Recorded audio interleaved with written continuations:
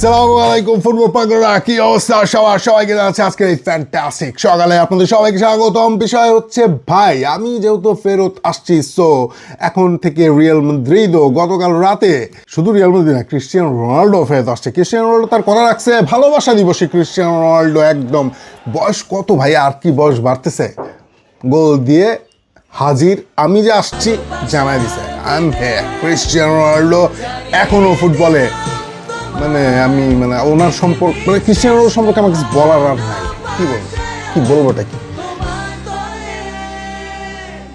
দুনিয়া সম্পর্কে আগ্রহ কমে যায়। কেউ তো ধ্যান ট্যান করার সিদ্ধান্ত নিয়ে যায়। ক্রিস্টিয়ানো রোনাল্ডো ওয়ার্ল্ড কাপ নেওয়ার প্রস্তুতি নিতেছে, আমরা তাকে আটকাবো নেইমারকে দিয়ে। যাই হোক, এটা বেশি না, কিন্তু Cristiano Ronaldo is back, Zahid ভাই ইজ ব্যাক এবং রিয়াল মাদ্রিদ ইজ ব্যাক।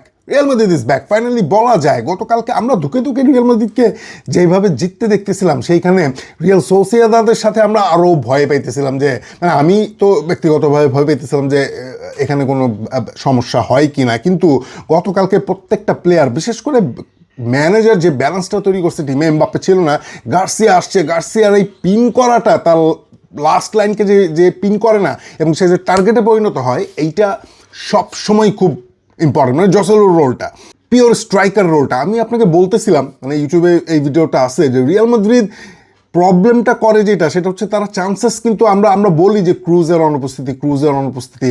গতকালকে অনেকেই ফ্রিজে ক্রুজের নামে মনে পড়লো আর্নল্ডের কথা। ভাই লাস্ট ম্যাচ যে বয়সে চলে গেছিল, সেইখানে যে অ্যাসিস্টটা করছিল, এবং তখনই আমরা বুঝে ফেলছিলাম যে কতটা গুরুত্বপূর্ণ হতে যেতেছে আর্নল্ড। তো আর্নল্ড আসছে এবং সে দেখাই দিচ্ছে কেন সে রিয়াল মাদ্রিদে গুরুত্বপূর্ণ হইতে যেতেছে, ডিপ প্লে মেকার হইতে যেতেছে আর্নল্ড, এবং এইটাই গুরুত্বপূর্ণ। ফেদি ভালভার্দের সাথে আর্নল্ডের যে রিলেশন, এবং কামাভিঙ্গার সাথে রিলেন্টলেস ভিনিসিয়াসের যে কালকে ভিনিসিয়াসের পারফরমেন্সও ওয়াও ভাই, 2টা পেনাল্টি কায়রে নেওয়া। আচ্ছা, যেখানে ছিলাম, যে বলতেছিলাম গার্সিয়ার থাকাটা খুব একটা ব্যালেন্স তৈরি করে টিমে। গার্সিয়া, আর্নল্ড, এরা টিমটারা ব্যালেন্সড হইতে সাহায্য করে।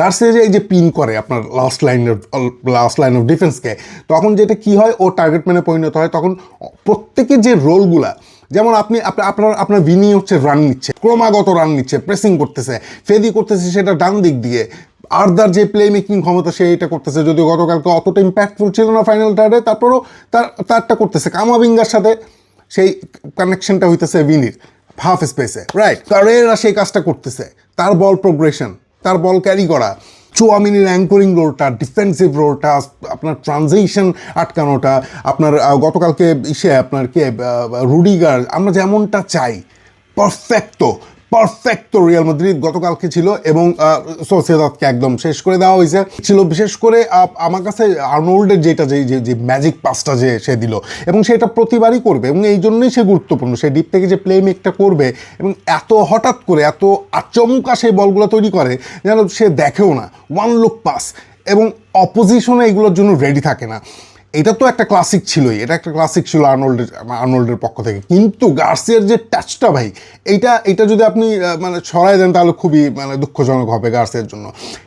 মাদ্রিদ এইখানে প্রবলেম করতেছিল, যে মাদ্রিদ চান্সেসকে, ওইটা বলতেছিলাম যে ক্রুজ, আমরা যে বলি যে ক্রুজকে মিস করতেছে, আসলে বিষয় হচ্ছে ক্রুজকে মিস করতেছে। ক্রুজকে তো মিস করতেছি, বিষয় হচ্ছে ক্রুজ যে চান্সেসগুলো ক্রিয়েট করতো, সেটা কিন্তু ক্রুজের লাস্ট ইয়ারেও যে চান্সেস ক্রিয়েট করতো, তার থেকে বেশি চান্সেস রিয়াল মাদ্রিদ এই সিজনে ক্রিয়েট করছে। কিন্তু রিয়াল মাদ্রিদ সেই চান্সেসগুলো গোলে কনভার্ট করতে পারে নাই, এবং এইটাই হয়েছে আপনার প্রমাণটা, যে গার্সিয়ার ওয়ান টাচ, আর্নল্ডের ক্লাসিক অ্যাসিস্ট, এতে কোনো সন্দেহ নাই, ক্লাস ইজ পার্মানেন্ট, সে তো করেই যাইতেছে। কিন্তু এই গার্সিয়ার এইটারে আপনার প্রেস করতে হবে, তার এই ওয়ান টাচ সে জানতো, এই একটা টাচই যথেষ্ট, এবং কতটা নির্ভুল, কতটা নিখুঁত এই টাচটা ছিল গঞ্জালো গার্সিয়াকে। তাকে এখন এমবাপ্পের সাথে এটা অ্যাডজাস্ট করে নিতে হবে, তাকে এমবাপ্পের ব্যাক হয়েই খেলতে হবে। কিন্তু এমবাপ্পে থাকলে একরকম ব্যাপার হয়, গার্সিয়া থাকলে ব্যাপারটা একরকম হয়। গতকালকে আমরা আবার একটা ব্যালেন্স রিয়াল মাদ্রিদ টিমের মধ্যে দেখছি, এবং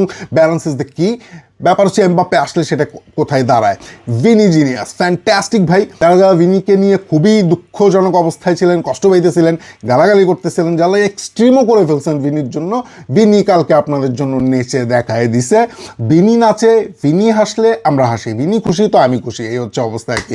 বেলিংহামও কালকে ছিল না, বেলিংহামের ক্লাব ভিনির জন্য সবচেয়ে বেশি মজা লাগছে ভিনি যখন গোল বলতেছে এমবাপ্পে যে এই পরিমাণ খুশি হয়েছে ভাই। Real Madrid is back, finally Real Madrid is back. মানে অন্তত রিয়াল মাদ্রিদ যেই খেলাটা খেলতে চায় আরওয়েলাকে নিয়ে, যেই মানে এতদিন আমি যেটা ভাবতেছিলাম যে একটা কনফিডেন্সলেস খেলা, মানে যেই খেলাটার মধ্যে কনফিডেন্স কম, সেইটা চলে গেছে। এবং এইটার পেছনে আর্নল্ডের ফেরত আসাটা খুবই গুরুত্বপূর্ণ হয়েছে। জায়গায় জায়গায় যার যার জায়গায় ক্রমাগত লাইন ব্রেকিং পাসগুলো দিতেছে, আপনাকে ক্রমাগত থ্রেড দিতেছে ভিনিসিয়াস জুনিয়র, ক্রমাগত ক্রিয়েট করার একটা একটা টেন্ডেন্সি রিয়াল মাদ্রিদের মধ্যে থাকতেছে, এবং সেটাকে আপনার কনভার্ট করারও মেন্টালিটি গতকালকে আমরা দেখছি গঞ্জালো গার্সিয়ার থেকে। So Madrid is back, Cristiano Ronaldo is back, Zahid ভাই is back, full rock on, full ফুর্তি। বাই।